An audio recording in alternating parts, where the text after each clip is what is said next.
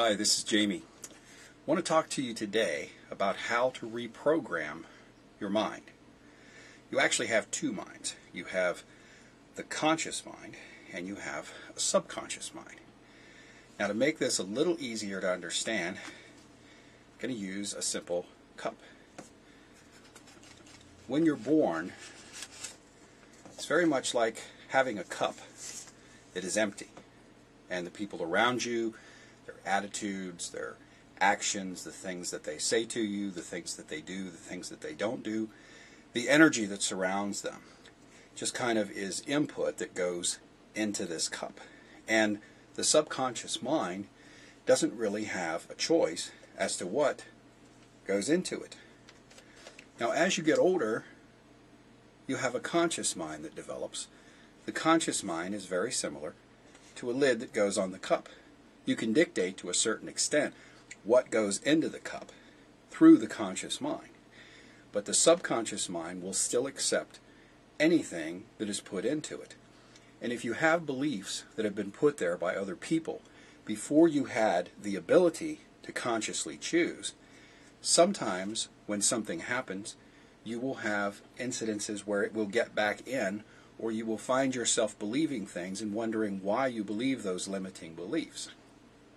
Now, after a period of time, after you've lived and had a lot of input into your subconscious mind, what takes place is that you get something else in return. And what that is a belief system. Now, some people call this a paradigm. But the paradigm dictates what you can and can't do in life.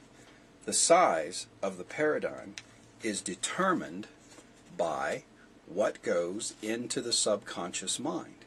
Now remember, the subconscious mind had things put into it before you had the ability to choose with the conscious mind. So you have a lot of things in there that don't necessarily agree with who you are. But once you add it all up, the sum total is the paradigm.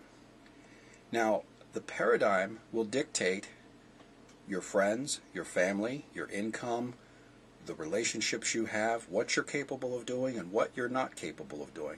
It'll give you disease or it will keep you healthy. And the way that it does this is by what's been programmed into it.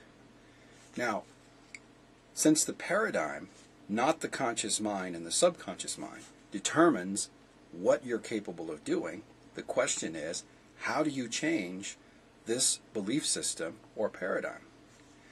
The same way that it came into existence. Now you have a conscious mind.